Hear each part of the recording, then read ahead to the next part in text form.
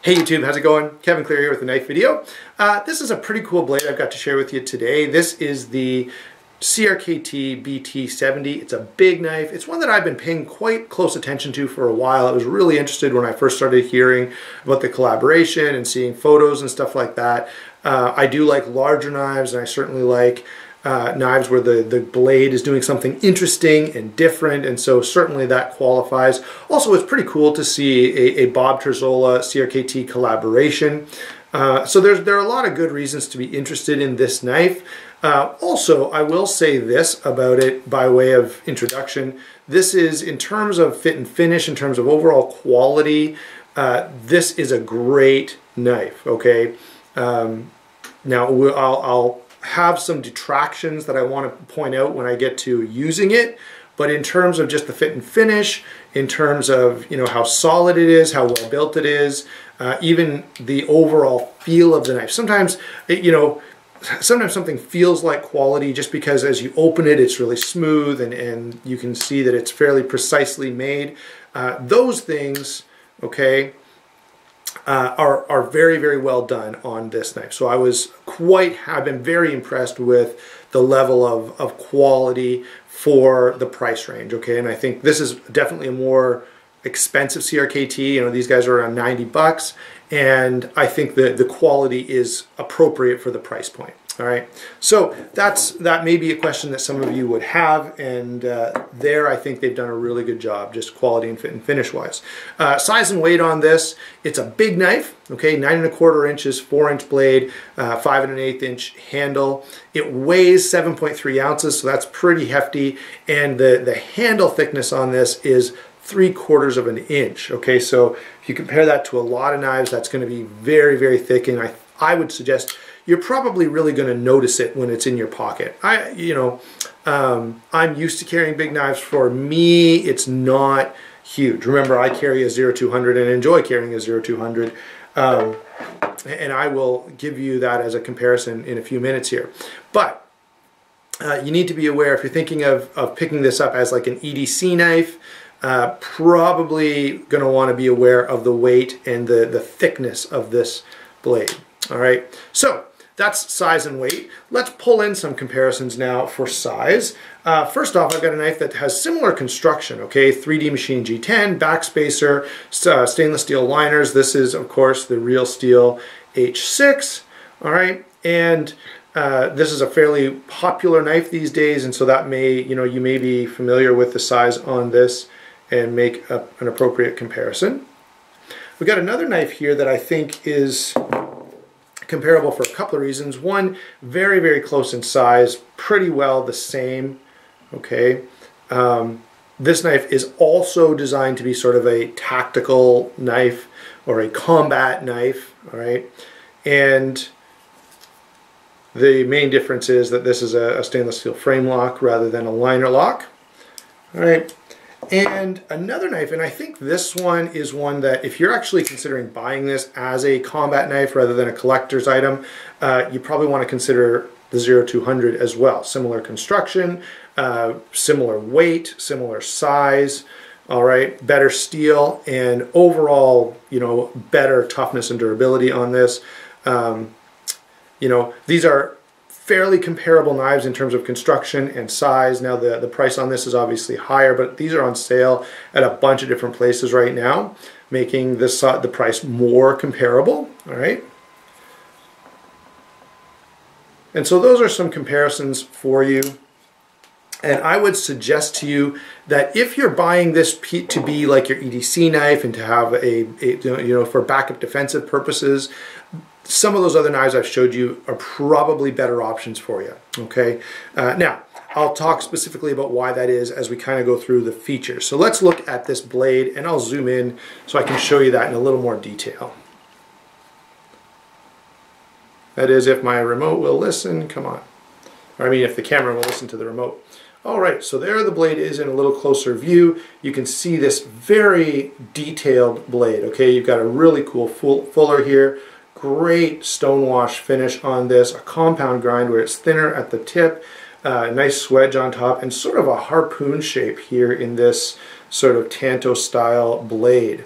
All right, now let me tell you, there are some good things about this and some bad things. The blade design itself is certainly designed to be a combat style blade, okay? The thinner grind at the front means any kind of slashing motion, you're going to have less material, and therefore it's going to bite deeper in a slashing type of attack, all right? You also, now some people would probably argue that this is backward.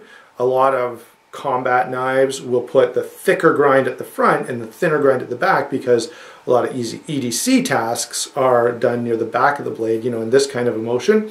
This is opposite, more because, you know, I'm suggesting that with this thinner amount of steel at the front, it's going to do better at a penetrating attack.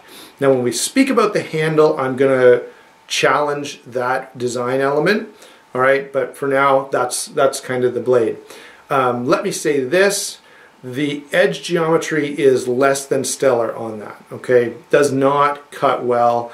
Again, it's designed to be a combat blade, all right? So that means maybe it wasn't designed thinking about EDC tasks, but for most people, I would suggest they try to find a blade that will do both, okay? Especially a blade of this weight, it kind of needs to have the versatility to do both EDC tasks as well as combat style stuff, and I just don't think it's well designed for that purpose.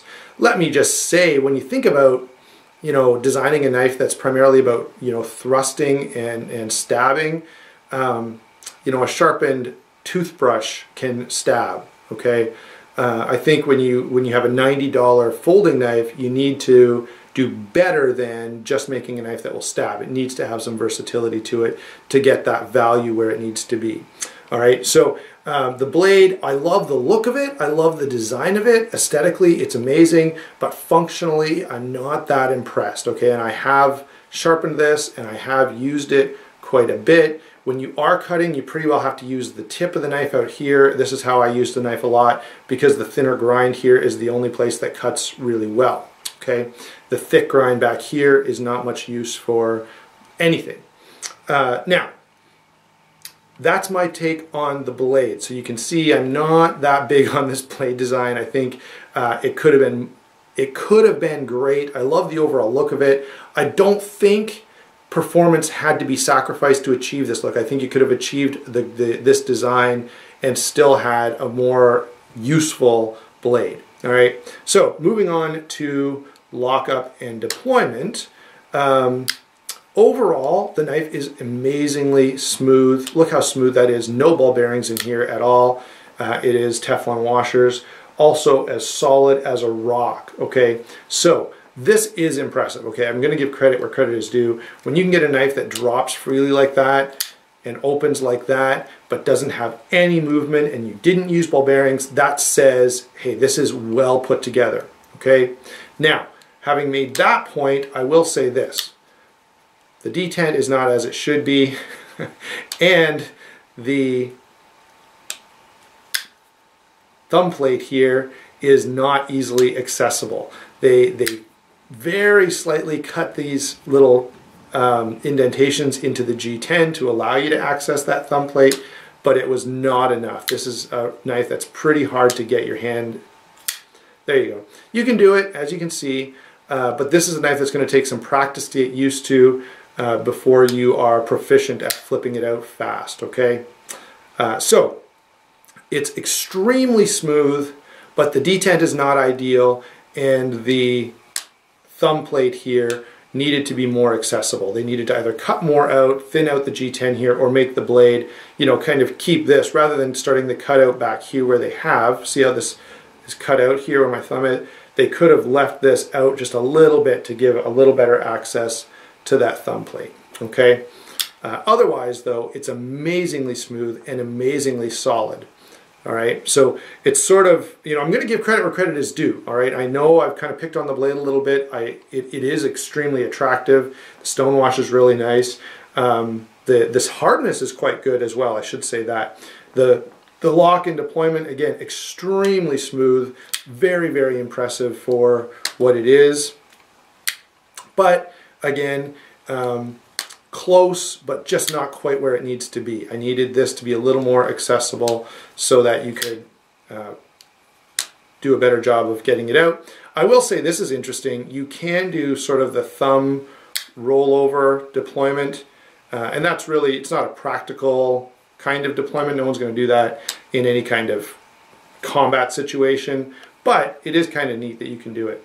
Let's move on to the handle. You have 3D Machine G10, extremely well done. You've got these proud liners so that in hand the knife is fairly comfortable. Now it's a weird design choice here because normally you go with one or the other, okay? If you're going to go with just flat G10 slabs, you may go with proud liners to add a contour so that it rounds the handle out a little better. In this case, you've got 3D Machine G10, but then also proud liners. So it's a weird design choice there, but not the end of the world. The jimping on the back of the blade here is okay, and only okay. It kind of catches my thumb, but not perfectly well. Single position pocket clip, and it is a milled clip, which is very, very nice, okay? And it's also extremely functional. This is a nice combination. I'd like to actually see other knives go this route. It's sort of like a milled clip that works like a spring clip, okay? And it does work really, really well, very nicely in and out of pocket, but it's only single position, all right? Now, the other problem that I have with this knife is you have a blade that's kind of designed for stabbing, but you have a handle that's not. Okay, the handle is slick, there's not good traction, and there's no deep finger choil here or anything else to stop me from sliding up onto this blade. All right, to me, you got to pick, okay? If you're going to make a blade for stabbing, then you've got to add traction and you've got to add some kind of a choil here or some way of keeping my hand on this handle. Okay, as it stands, it's quite slick, and if you're, if there's wet, dirt, blood, whatever else could get on a knife, this handle is going to become really, really slippery and hard to deal with. So in that way, I feel like the design of the blade and the handle don't agree with each other. Okay. If this was a gentleman's folder, if it was designed for slicing, if it was an EDC knife, you wouldn't be able to sort of make the criticism I'm making right now. But this is designed as a combat knife, and as a combat knife, it needs to have a better traction plan. It needs to have better retention. Okay, so there we go. That's my overall. This is a knife that is almost there, okay? The fit and finish on this, the 3D machined G10, the blade design, the stonewash finish, all those things are really, really cool, and it makes me really want to love this knife. But the failures, it's almost like, they got it 90% there, but that last 10% was the 10% you really needed, okay? So if you're really looking for like an actual defensive knife that's going to save your life, I don't think this is a good option. All right, I think pretty well any of the knives that I've shown you would do better. A lot of knives from Cold Steel would be vastly superior for about the same price. Okay, better steel, better construction, stronger lock. If you're interested in this as, hey, I like Bob Turzola, I like CRKT, I think this is a really neat and different piece to add to my collection, then you will not be disappointed because the quality is very good. It took me a little effort, but remember I complained about the edge geometry. It took me some effort. I did get a very sharp edge on this. So it's not that it can't get sharp, it definitely can. And it's not that you can't deploy it, but it took me a couple weeks of practice to get to the point where I can quickly and easily deploy this knife. All right, and even still, sometimes you'll have problems if your hand is the slightest bit sweaty or anything because the handle is quite slick. So overall, would I recommend this knife just for anyone, anywhere? No. I would recommend this knife for a very select group of people who are really into Bob Turzola, who are really into CRKT, who are collectors who want to have something like this. And I think in terms of the knife industry and what's out there, this is a significant piece because of what it is for what it represents for CRKT, what it represents for Bob Turzola. I will add this.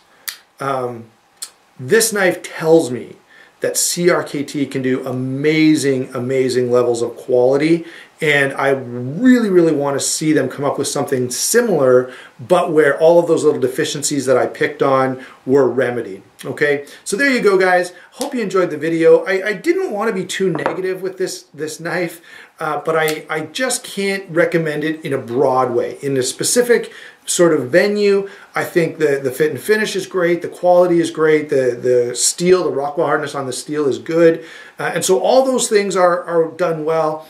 It's just the overall, you know, as a utility value, those kinds of things just aren't where they need to be. There you go, guys. We'll talk to you soon.